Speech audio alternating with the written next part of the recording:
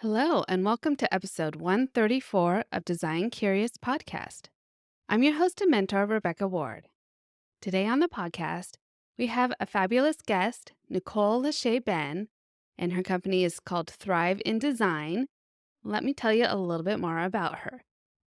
Nicole has always had a passion for interior design and business strategy. She got her humble start taking summer classes at Pratt Institute College of Art after her high school freshman year and now has over 17 years of experience in interior design industry. Through her company, Thrive in Design, she works diligently to bring a human-centered approach to how interior product companies can increase their brand awareness and revenue. Nicole uses Thrive in Design's proprietary method, ACE the Journey, to identify areas of improvement in a customer experience and develop sales trainings that equip brand representatives to land more specifications in sales. Over the last 10 plus years, Nicole has worked with top international interior products brands to include Cambria, Coralseal, USAI Lighting, Laminart, and Lee Broom. Through her work with these brands, she has developed and implemented sales strategies that have generated over $15 million in sales and won over 24 sales awards. Nicole believes that in order for an interior product company to increase their brand awareness and revenue, they need to be design and human focused. When those two things are the focus of the company, sales team, and interior environments impacted, all will thrive. The goal overall is to thrive in design. Nicole is a Syracuse University and Savannah College of Art and Design graduate, loves how she has created a space in the intersection and design and strategy with her business, Thrive in Design. All right, let's hear from Nicole. You're now listening to Design Curious, a place where you, creative one, are here to learn about what it really is like to be an interior designer. And I'm your host and mentor, Rebecca Ward. If you're worried about how to succeed in a creative career, if you're ready to learn your next steps to become an interior designer, and if you want the satisfaction of doing something you love every day, you are in the right place. Grab a coffee, a notebook, and let's dig into today's episode. Hi, Nicole. Welcome to Design Curious Podcast. It's great to have you here today. I'm so excited to be here. Thank you for having me. Yeah, happy to talk with you. I'm very interested in your story. And I know you went to design school. So why don't we start there and talk about what drew you to interior design in the first place? Yeah, so it really all goes back to like middle school version of me Mm-hmm. when I used to watch HGTV after school in middle school.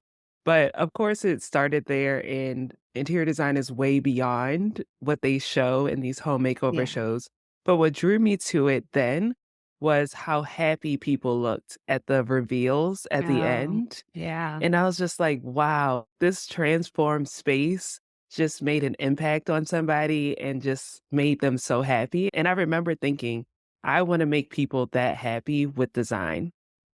So fast forward, I ended up going to Syracuse University for interior design, which was even way more than interior design. I feel like that program was very entrepreneurial, very Mm. involved in like design thinking and understanding people and their problems and creating solutions. Mm. So all of that fueled my passion and love for interior design further, but even more niche to understanding how the products that go into your home or to your space or to a hospitality environment, et cetera, are produced, designed, and impact that environment in so many different ways. So it's been a long journey, but I think the first portion of it was just wanting to impact people and bring joy to people through design. And Mm. now I'm doing that in a few different ways with my Mhm. company. Okay, so did you become interested in the product side and bridging that gap between the manufacturers and designers while you were in school? Was that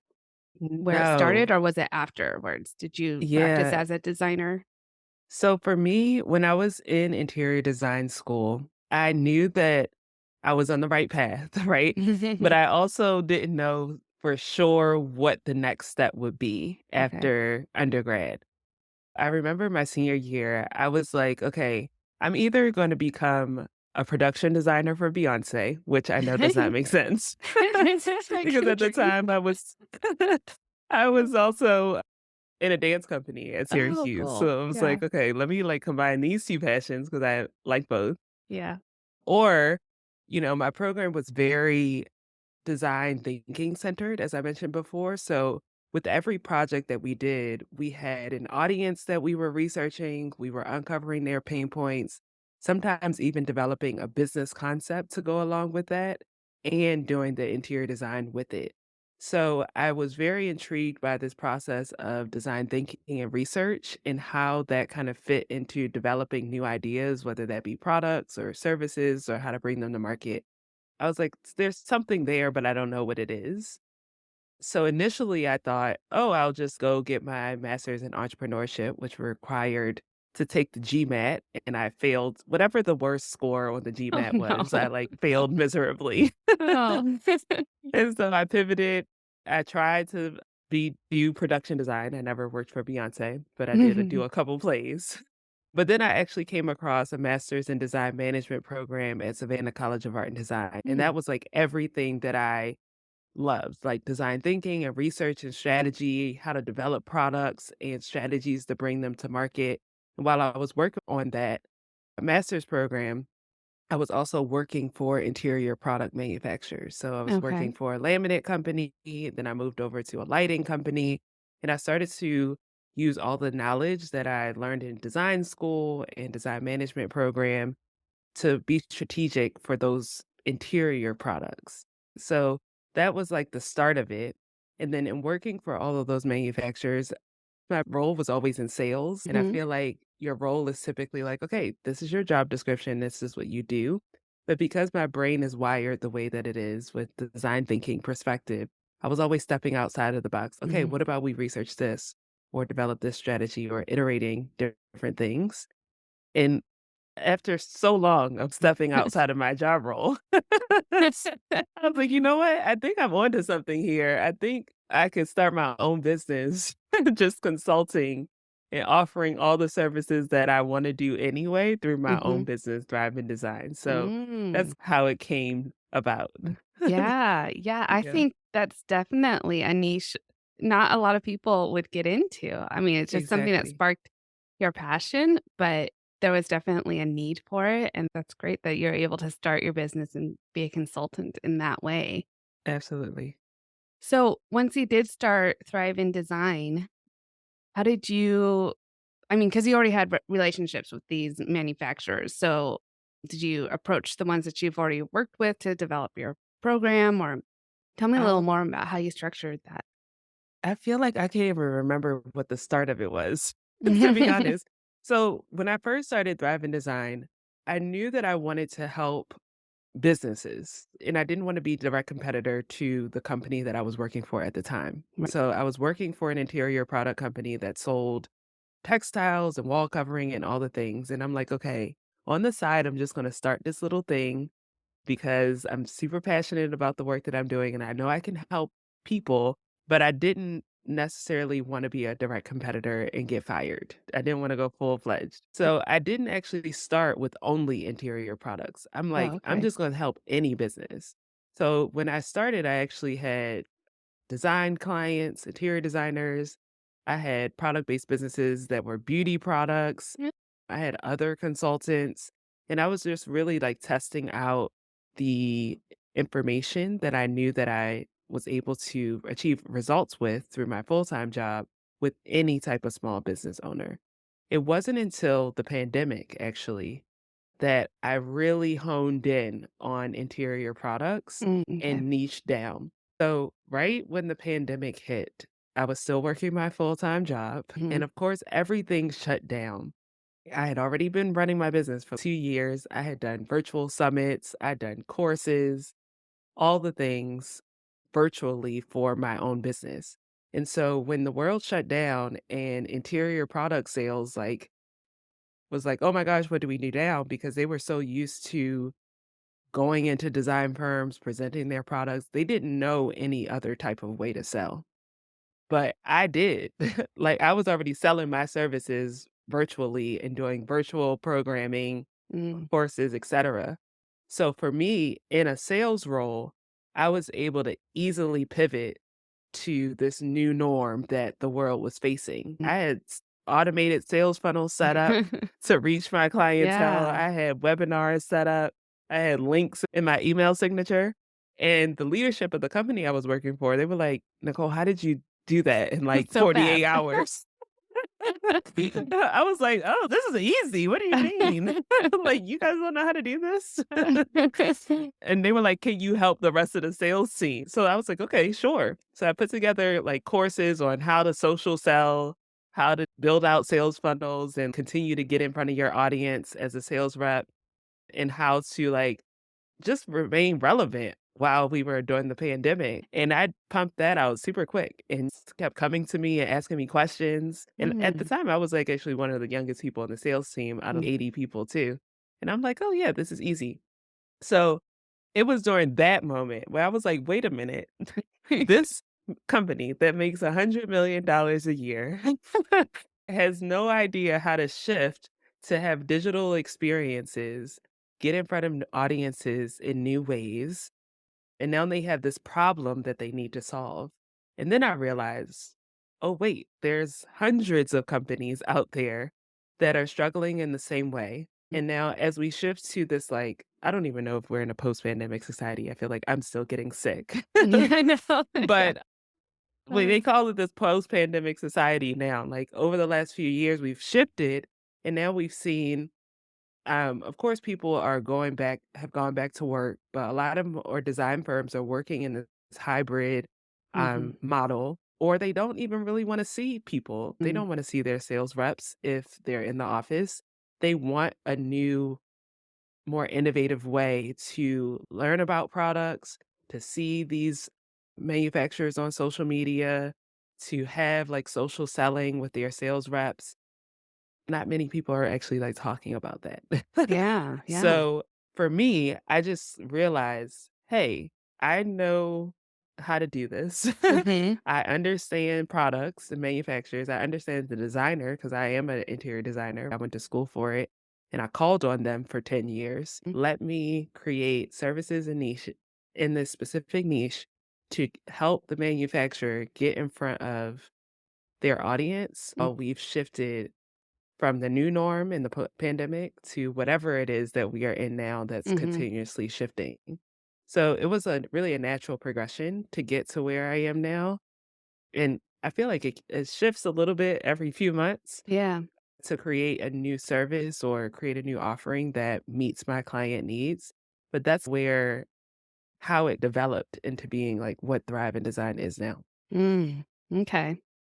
So, do you work then also with interior designers to focus on these skills that maybe designers need to incorporate as well as the manufacturers?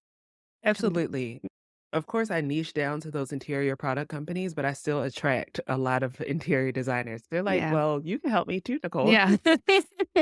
So I do find that I help a lot of interior designers. I even have a LinkedIn group called the Interior Designers Forum that has grown to 23,000 members with Wow. mostly interior designers. So interior designers are struggling with the same problem, right? Especially if they have their own business. They want to increase brand awareness, they want to increase revenue, and they want to stand out in a very saturated market. Mm, So the core of what everybody wants to do is the same.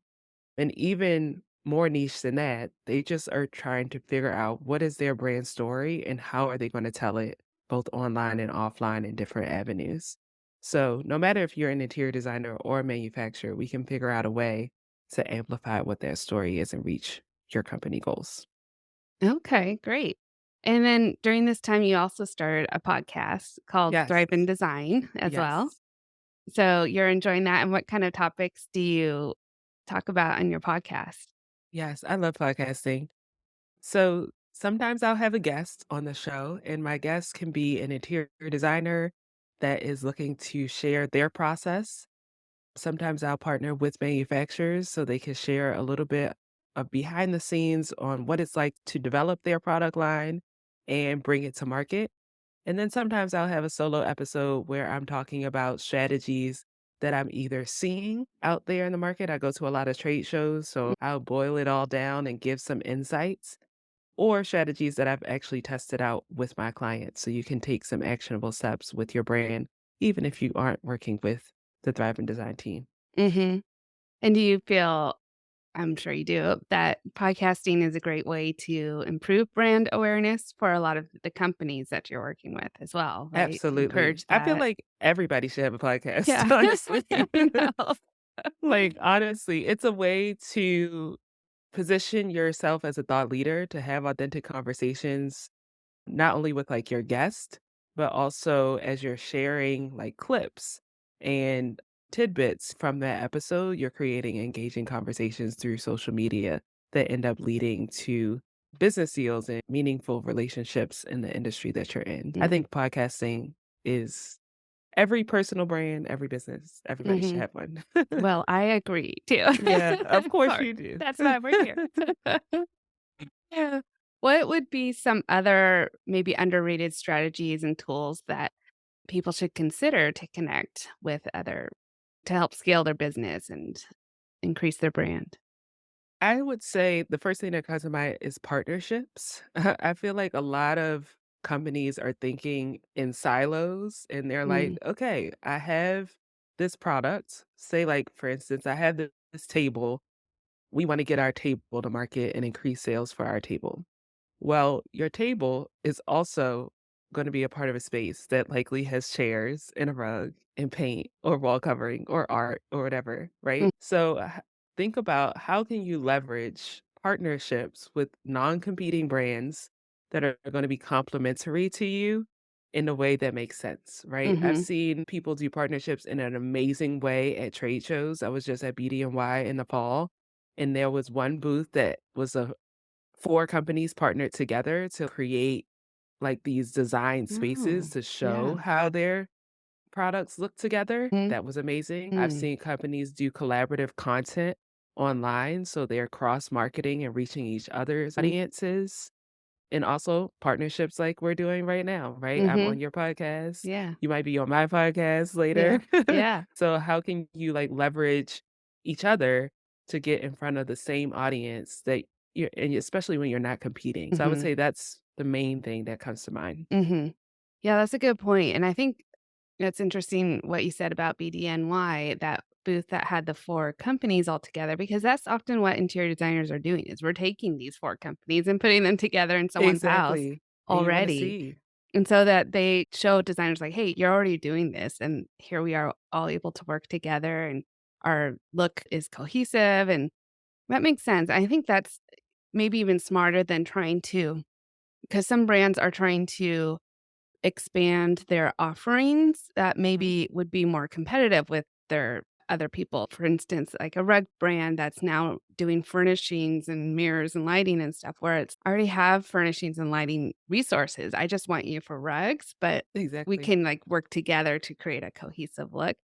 I don't know. It's an interesting topic to explore there. But yeah, I like that Yeah. idea. And if they're creating additional products, that also is going to be like additional money for research and development and Mm, sampling. It might take years to develop a product line that would be sufficient to compete against somebody who's already hmm. been doing it. So why Yeah. not just hone in on what you do best? Right. Yeah. Maybe create new collections within that, but then just partner with other people who are already Yeah. doing things great. And you're creating new inspiration for the interior designers already. Like, of course, they want to see how things could look together for their projects, no matter if it's Hmm. residential, hospitality, etc. Mhm. Yeah, that's great, and this collaboration can then just build each other's businesses up instead of competing and taking away business from each other, so, yeah, I Absolutely. really like that concept. Talking about, like, values, that kind of rolls into talking about your business values, your core values.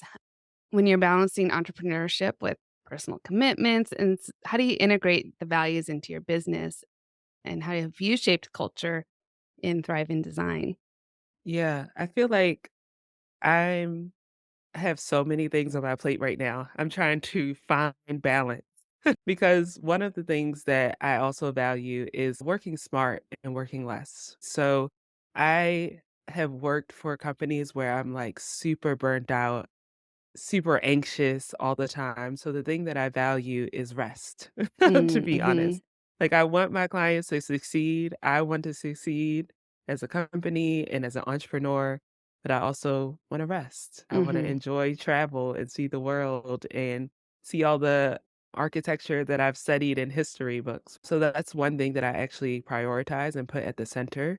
So in incorporating that, I have to set clear boundaries on, like, when I work and when I don't, so that people don't reach out to me, or if they reach out to me, I'm not gonna respond, Mm-hmm. and they know that. And then outside of rest, I would say the other thing that I prioritize is just, like, excellence in everything that I do.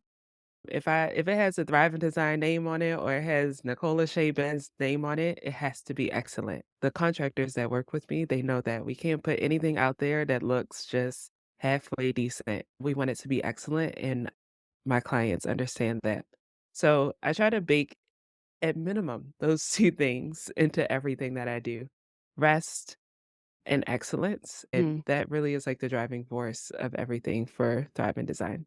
Yeah, and do you think that for brands that it's important to convey these values across, like, social media and things like that, where it's not just, like, we have this in our, like, on the wall back at the office, but it's, like, something that's a part of the business that we want other people to know so that they're attracted to those values too?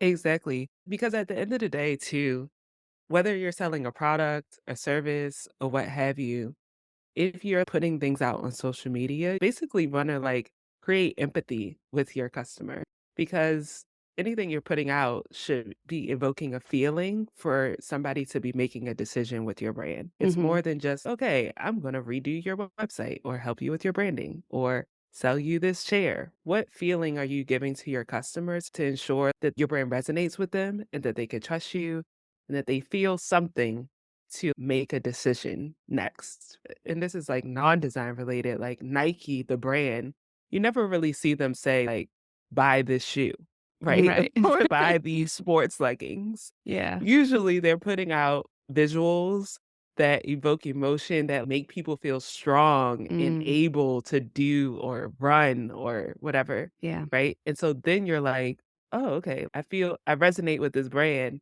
and then you'll probably go buy the shoe. So whatever it is that your core values are, whether it be me, rest, and excellence, or what have you wanna make sure that resonates when you're putting things out online. mhm. Good, good. So what kind of services can you offer listeners who, maybe want to know more about elevating their brand? You have some courses, right? Yes. So I have a few courses and some core services. So I actually have a podcasting course called Thrivecast Academy. Nice. So if you're looking to create and launch your podcast, you can come into this amazing 6-week course and you'll learn everything from defining your brand story to how to actually record your brand Mhm, story and then amplify that strategically. Because a podcast is more than just putting out information online. You want to make sure it's strategic to actually reach your business goals. I'm also going to be launching a new course in the next couple of months that's specifically for interior product brands, just to give them a core basis around design thinking and sales strategy that is to come. So keep an eye out on thriveanddesign.co. But in terms of my core service offerings, typically brands work with me, whether you're an interior designer, interior product manufacturer, when they are looking to amplify their brand story and increase their revenue. So if you're just looking to do a rebrand, we can help you with that. If you're looking to come up with your sales and marketing strategy for the year and all the assets that go behind it, we can help you with that. Or if you're just looking to create a strategic plan for how you're going to go to market so that your team could then execute it, we can help you with that. So those are typically our core service mm. offerings. I feel like sometimes there's some other things that get thrown in there for customized proposals, but those are typically what people come to us for.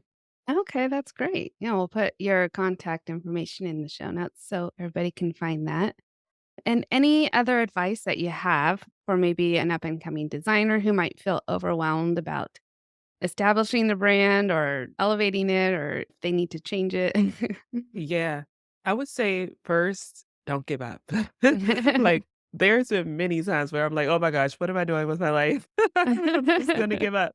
But then just so in that very moment, I'm like, "No, I know this is the purpose for my life. This is what I was made to do, and I'm the only one that could do it the way that I could do it." Mhm. Right? Mhm. You might have competitors out there, but I'm the only one that could do it the way I could do it, and Yes. let that be your driving force to just not give up. And then I would say the second thing is to find a very specific niche. I've coached a lot of small business owners, and I would say some people think, okay, let me just make a very broad business and I want to serve everybody. And I would say, don't do that. Niche down as much as you can. I would say the more that I've niched down is the more money that I'm able to make and the more strategic that I'm able to be in my positioning. People know exactly who I serve, how I serve them, and what to pay me for. So figure out those things and don't be afraid to keep niching down because I feel like I do every single year. Those are would be my main pieces of advice. Really good, Nicole. Thank you. I loved having you on today.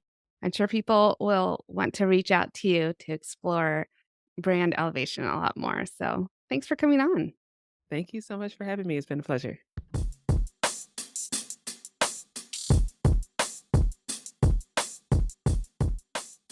I hope you enjoyed that conversation with Nicole. I certainly did. Be sure to reach out if you have any follow up questions for her.